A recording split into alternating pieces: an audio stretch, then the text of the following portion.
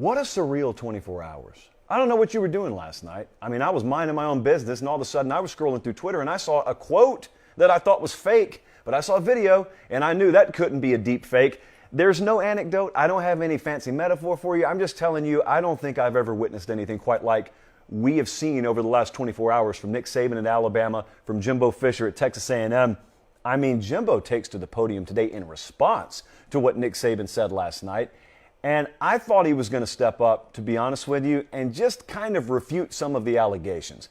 Well, he did that, but he went a lot further and took a flamethrower to every fiber of Nick Saban's being. We had an insult metaphor that we kept track of in real time. Narcissist was used.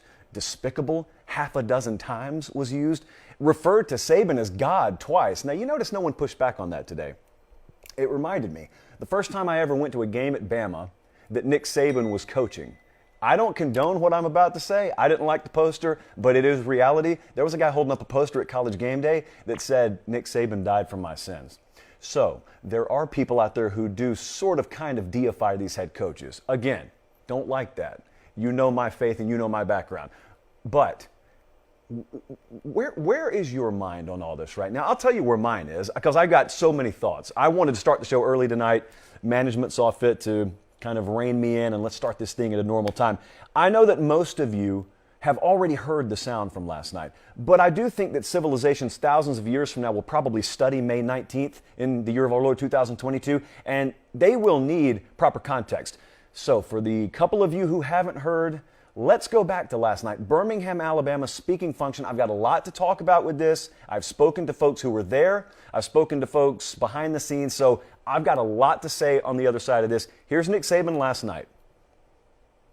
It's not supposed to be something where people come and make money. And you make a decision about where you go to school based on how much money you're going to make. You should make a decision based on where you have the best chance to develop as a person, as a student, and as a player, which is what we've always tried to major in, and we're going to continue to do that, and hopefully there's enough people out there that want to do it, but I know the consequence is going to be difficult for the people who are spending tons of money to get players, and you've read about them, you know who they are. I mean, we were second in recruiting last year, A&M was first. A&M bought every player on their team, made a deal for name, image, and likeness. All right, we didn't buy one player.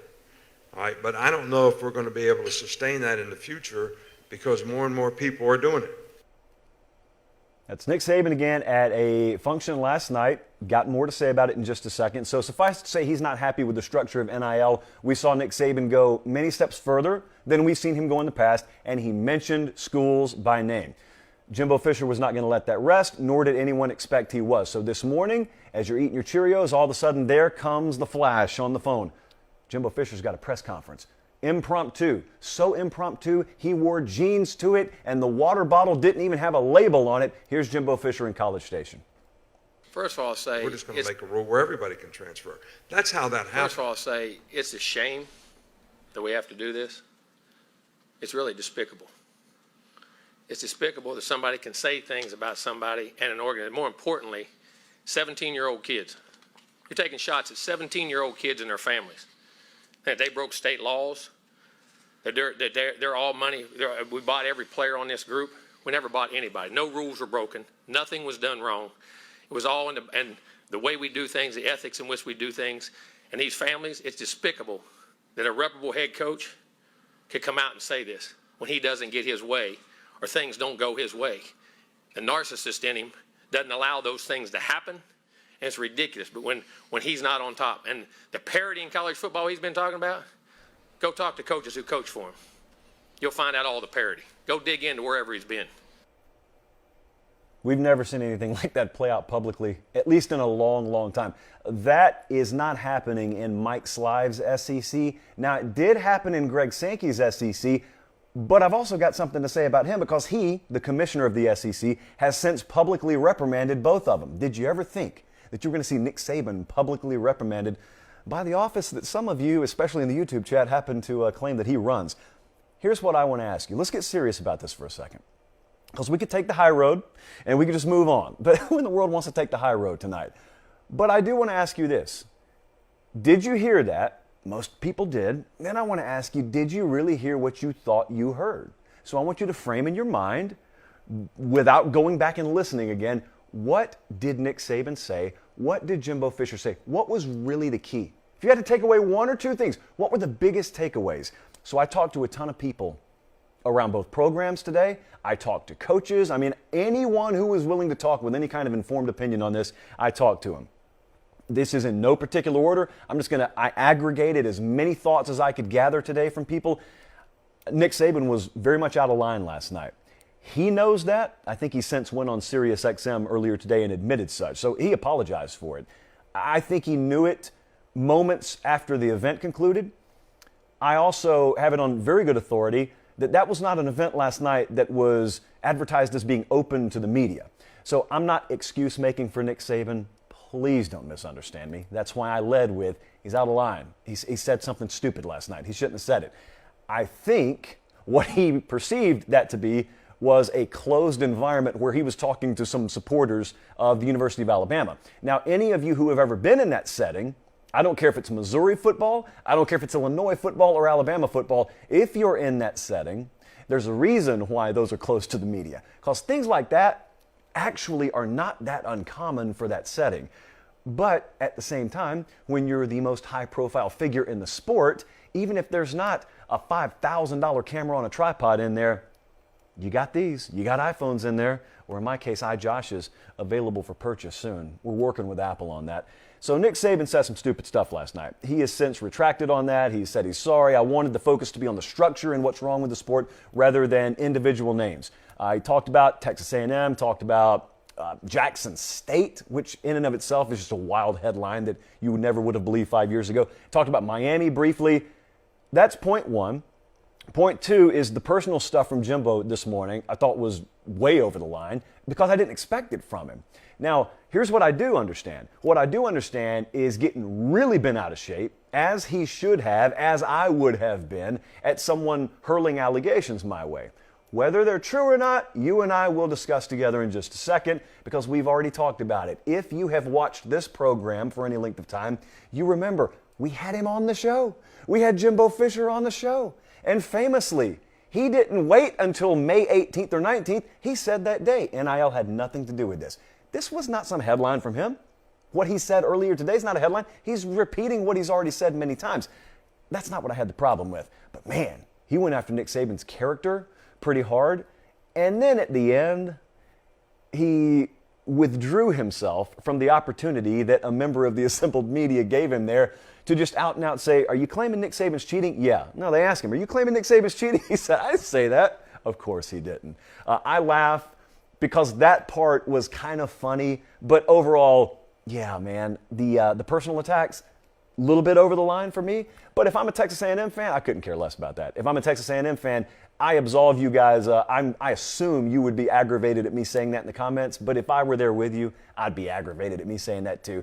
I get wanting your guy to fight for your program and defend your program. If you're an Alabama fan right now, you probably have nothing nice to say about Jimbo Fisher. I get all that, okay? If anything, I'm kind of speaking past those fan bases to the ones that aren't involved. They've just been on the sideline watching this over the last 24 hours. The third thing that I want to touch on, speaking of those sidelines, is the shocking amount of silence outside of Oxford, Mississippi, because Lane Kiffin, there was no prayer he was going to keep his mouth shut on this. Outside of Oxford, Mississippi, who else spoke up today? Did you hear anyone else speak up? Do you find that odd? Do you find it odd that two of the highest paid men in this profession and longest tenured men in this profession publicly went at each other's throats in a manner that really none of us have seen before, or at least in several years, and not anyone had really notable public commentary on it? Well, I'll tell you why. I talked to a lot of them behind the scenes today. They're conflicted on it. Because, believe it or not, there are a lot of coaches out there that don't like Nick Saban because he's beaten them a whole lot on the recruiting trail, on the field, and therefore they may not have had the stones in the past to speak out against him, but they sure did rah-rah and wave that pom-pom when someone finally did. So they like that aspect. But those same folks listened to Saban last night, and they would readily tell you, well, they told me at least today, he was right now. I mean, I may not like the guy, but he was right. Like, we all think the same thing that he said is true. And so they're looking there and they said, who do I root for? What side do I take? Is there any side to take? Are we doing some of the things that they are alleging that each one has done to the other? So let's just keep our mouths shut. So that was the modus operandi in a lot of athletic departments today. Just shut up. Let them fight it out. It's May. Go on vacation. Just throw your phone in a lake if you have to. Don't say anything. And then the day wore on and wore on and wore on, and the SEC commissioner was really nowhere to be found. Now, I'll tell you how I perceived that, and it turned out I may have been a little bit wrong, or maybe I wasn't. In the past, in the SEC, for those unfamiliar, the commissioner before Greg Sankey was Mike Slive. He was around for a long time. And Mike Slive swung a pretty big stick when it came to making sure none of this ever happened out in the open. Now, I get you in closed door setting in a spring meeting, or if I get you one-on-one, or if you're in my office, I don't care. You can shout at each other as loud as you want to, but you're not going to do it publicly because you're not going to sully the good reputation of this brand that we've built down here. Now, Greg Sankey was there and learned under Mike Slive. He is now the commissioner of the SEC. I'll tell you why there was a part of me that thought maybe we don't hear from Sankey at all today. Because more so than any other conference commissioner out there, and certainly more so than his predecessors, Greg Sankey has exhibited the fact that he views this as an entertainment product, first and foremost. And so I pictured Sankey possibly sitting in his office being disgusted with what he saw. There's no part of me that thought he liked it, but I thought he may look at it and say, you know what? They pay us these billions of dollars from these networks for a reason, and it's not always to keep everything in line and have perfect harmony amongst ourselves. If they want to go at each other like 5-year-olds, I'm not a kindergarten teacher. This is not a playground, okay? It's not going to be my role to police all this. Having said that, about 3 hours ago, they issue a public reprimand, and so Greg Sankey slaps one wrist, slaps the other wrist. I don't even know what actually goes into a public reprimand. It's kind of like a warning by a hall monitor, I guess. But the fact of the matter is that was issued. So anyone keeping score out there, that's one check in each box. Saban, Fisher, public reprimands. I get what sells here. I know what all you've been talking about today. Trust me. I've looked at my phone. I've looked at my DMs and inbox. I know what sells. Like if I were to walk out in a food court at a mall and just yell, sex, everybody stops. Everybody stops. But if one guy who's making $8+ million a year calls the other guy who's making $8+ million a year a narcissist and claims that he's not really God like you think he is and calls him despicable half a dozen times, then people really, really shut up and listen, and then they all have opinions. So I get that's why that part of this little squabble dominated the conversation today, but this is where I want to get around to asking you what the real argument was. And that's why I asked you about 5 minutes ago, what was the real argument? And what was your biggest takeaway? Because I watched it and I was just as shocked as you were. My jaw was on the ground just like yours. But then I absorbed it a little bit and reflected on it and said, I actually think there was a lot more to that than we just heard. So, what's the disagreement? Is the disagreement over what you think it is? The real argument here is not what Nick Saban alleged. Nick Saban called Jimbo Fisher out, claimed he bought an entire class. I read my DMs. Most of you think he did that anyway. You don't think that now just because Saban said it. Jimbo Fisher said Nick Saban's done it his whole career. Nobody had their mind changed by that. A lot of you already think Saban was doing that. So you didn't just all of a sudden this morning say, yep, previously I wasn't sold on it, but now that Jimbo said it in jeans at a press conference on a random Wednesday morning in May in College Station, now and only now do I think Saban's maybe been doing some things that weren't above board. That stuff they alleged at each other over the past 24 hours, you either already thought it was true or you still don't think it's true and you really couldn't care less what they're saying. That's not the real question that I arrived at. The real question was, why did we see something last night and this morning, the likes of which we really haven't seen publicly? And the reason is because the sport's in a place that it's really never been.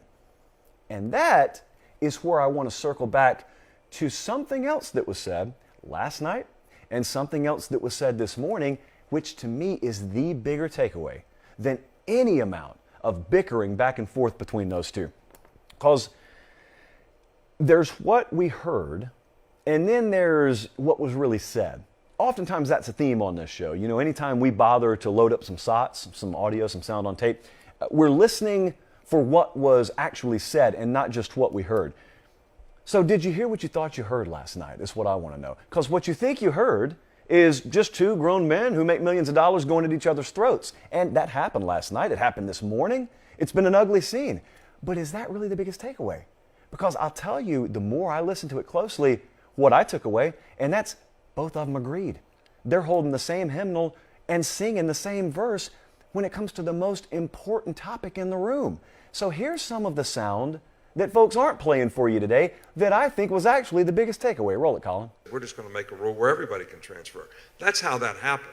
So if the NCAA doesn't get some protection from litigation, whether we got to get an antitrust or whatever it is, from a federal government standpoint, this is not going to change because they cannot enforce their rules. I would like to find unified rules across this country to put things in place. That's what I want. And I don't know what those are. I'm not smart enough to figure it out. I don't know what the antitrust laws, all those bylaws. So the government needs to step in.